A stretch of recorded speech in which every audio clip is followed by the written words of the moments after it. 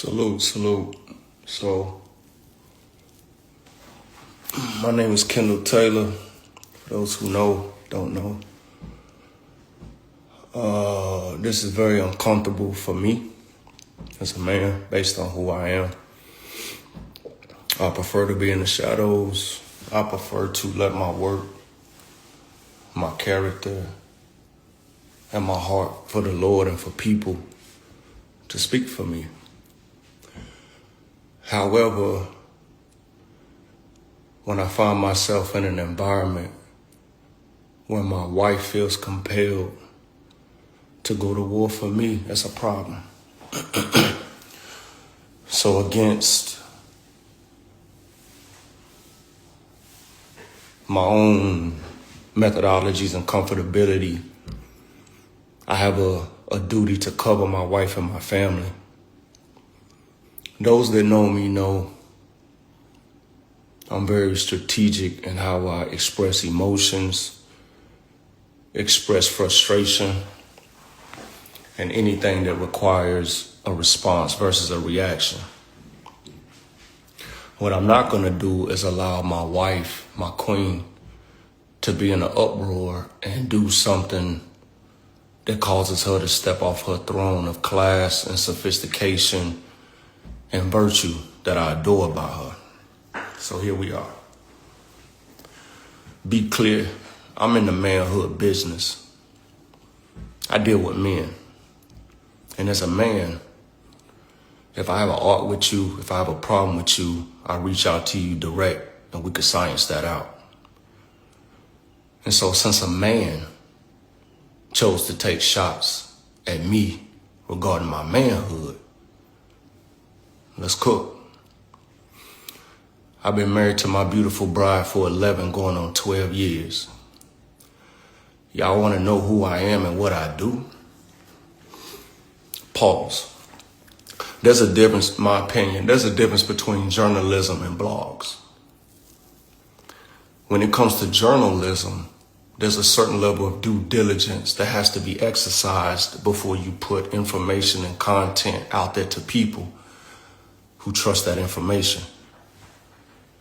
When it comes to blogs, things get dropped and shared immediately without any due diligence.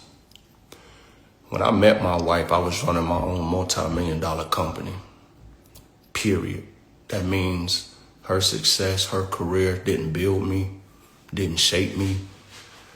That's because I went to Sunoco Leadership Academy, BMW Black Belt Training, Tuck School of Business, Small Business Accelerator, CMEDI Business Initiative, and had a lot of success and a lot of recognition. I'm grateful for those things because I am a justice impacted individual and I had to overcome tremendous adversity and circumstances in order to break a lot of criminogenic mindsets and trauma and behavior that was keeping me living at a lower level than what I was capable of. And I experienced incredible success. However, I wasn't satisfied with that success. And I started going into the prisons and sharing the gift of game and being transparent and vulnerable, helping brothers that are forgotten, giving them breadcrumbs so that they could navigate, okay? Then I met my wife. I hope she don't get upset with this, but I'm gonna speak the truth. I asked for the prenup. A prenup wasn't put on me. I asked for it because I had business partners that I needed to protect, and I needed to make sure her family knew that I had no intentions on coming after anything that she had established before she met me. I wanted to create a runway where we could just experience love with each other and figure out what this natural feeling was that we were exploring, that was just exploding in both of us, that provoked us to get married after 3 weeks. You dig? After that time, chaos broke out. The gentleman who was taking the initiative to use her and my platform, because he does not have one, to demonstrate things that are beyond false and fictitious. It's beyond that. Didn't show up to the wedding. Didn't want to speak with me, get to know me. And now that I have 2 daughters and a niece, I would never leave them uncovered in that regard. I even have a young man who has a desire to marry my daughter. And I'm going to make it very clear to him that you want to date the things that you like about her, but you're going to be married to the things that you don't. And making that clear, right? I didn't have that type of conversation. As a matter of fact, there were certain people who didn't show up to the wedding because they were not given permission to perform. My wedding was not going to be a performance. And that's why we got married in secrecy in 2014. And then we redeemed that opportunity to have a wedding in 2015. I can literally count on my hands the number of times that I have met Joseph and spoken with Joseph, who used to call me young guy and OG, even though we had no real relationship. This could have been handled with a phone call, but you chose to take another route. Let's get down to it. It became very clear to me when my wife came to me crying in 2015 that she couldn't buy a pocketbook, that something was going on. So I went through the books and I saw very clear that there was a lot of brown bagging and stealing going on, even though I had no knowledge or education in the music industry. I was lost. I was way outside my comfort zone. But wisdom translates across any industry, ethnicity, nationality, geophysical territory. I knew that if I applied wisdom and I asked God to guide me, he would show me how to cover my wife. And it became very evident that people were stealing from her. At the same time, people were stealing from me. And with tears in our eyes and crying, we made the courageous decision to step out there because we can be broke by ourselves. She said, babe, I'm not going to fail on stage, and I know you're not going to fail in your executive position. And we stepped out there. We built Rock Soul. I've been to every meeting. I've been on every call. I've negotiated every contract. I've been a part of every single thing that has allowed her gift to be in the proper place, because I promised her you will never die broke. You will never die strung out on drugs, and you will not die alone like a lot of the greats out there, because I'm your man. That's me. And I've honored that, and I've exceeded my goals. There were times, man, we didn't have but $200,000 in the account, and we got multiple shows to put on, and we having to borrow money. Where was you at then? When my wife had to go through multiple surgeries and I'm there nursing her and cleaning her wounds, where were you then? When we were trying to blend this family and it was challenging for our kids and ourselves, where was your wisdom then, man of God? That was me praying. That was me anointing my children with oil. That was us having to short sell that house at Seton House because we didn't have enough money to keep it pushing, but we prayed and we fasted and we rented properties over here. You know what a date used to look like with me and my wife? We used to get sandwiches from Jersey Mike's and go sit at the airport and talk about the goodness of God and what's going to come. Where was you then? Newsflash, and I'm going to do this respectfully. You remember the last time we gave you $3,500? Since you want to call my name, homie. She didn't want to give it to you. I compelled her to give it to you. I said, baby, we blessed. And if we hold everything in our hands tight, God can't trust us. It's not about an individual. It's about him exercising his faith in us. I'm the reason you got the money. I'm the reason a lot of people in the family have gotten the money, because I don't hold on to money. You want to ask me what I do? It's my company with my wife. And this is the first year. What is this, 2026? We've been doing this since 2015. This is the first year I drew a paycheck. It's the first year. Do I set the paycheck for myself? No. This is a business. So we have an enrolled agent who establishes what's a reasonable salary. So if I take, anyway, moving forward. Last thing, I got too many young men around the country that I represent. I am the CEO of Salute First and Salute First Global. We are out here changing lives in school systems and prisons. We on track to give out 100 scholarships this year. We're doing internships, STEM camps. We got summer camps going in Ohio and Gary do one in Lori. We doing drone certifications. We bringing in graphic design and technical skills. We got partnerships with community colleges and universities. And you ask me what I do. It's because I don't do this. I don't do this, man, because I have yet to see that I made a post and it translated into impact for my students. I've yet to do a post and it brought me a contract. So I post some things from time to time.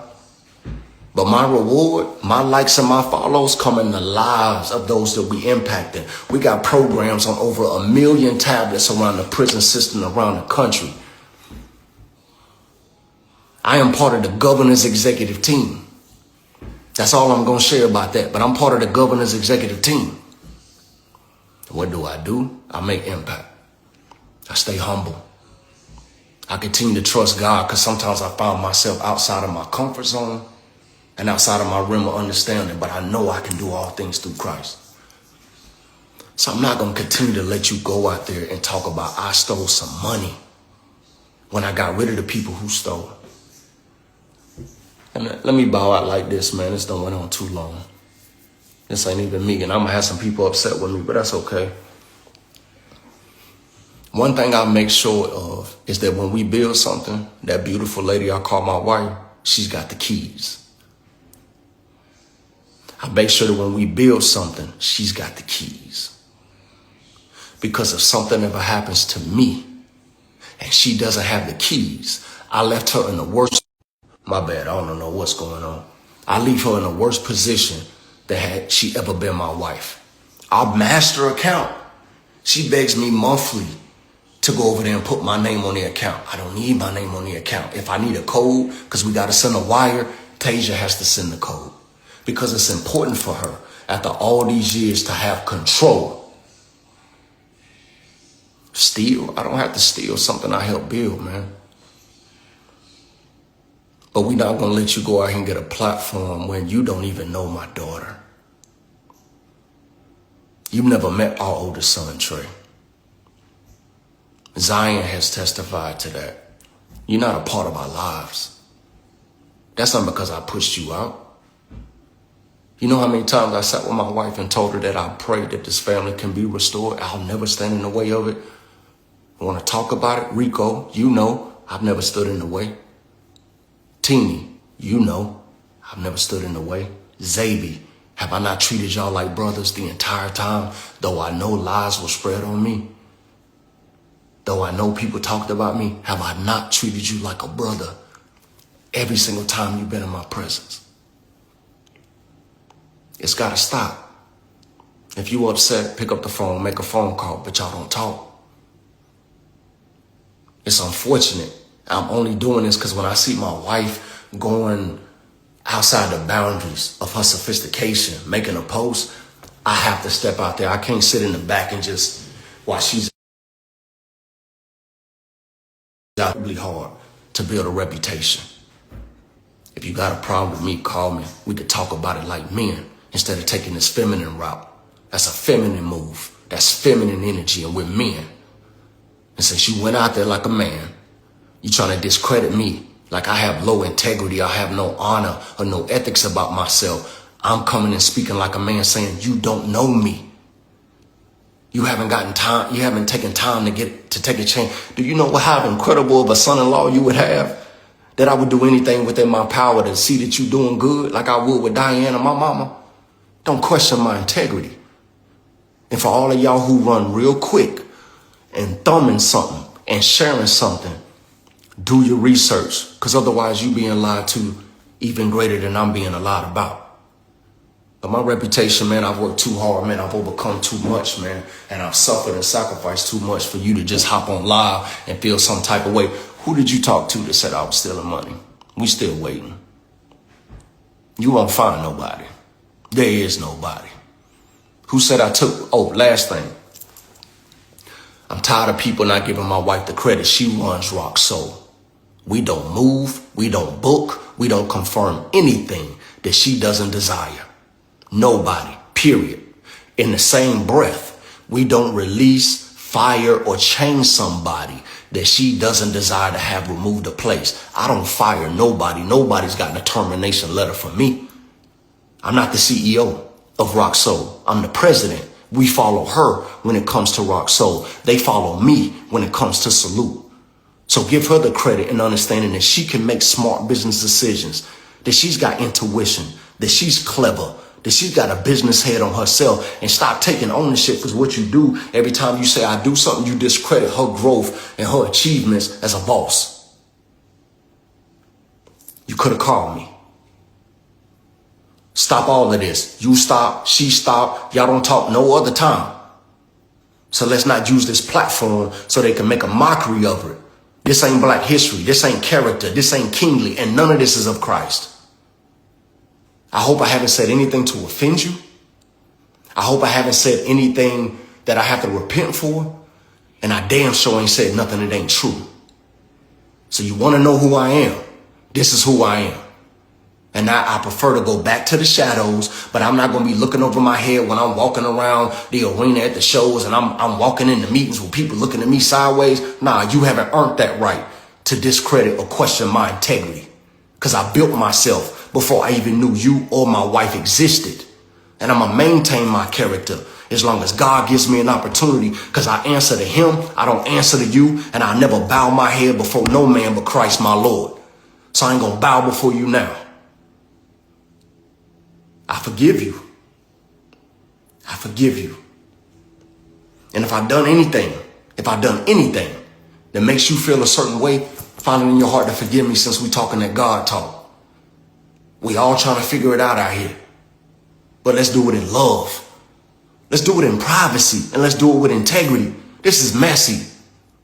And I don't like this feminine energy. It stops now. Tyler speaks out on the allegations that all over social media.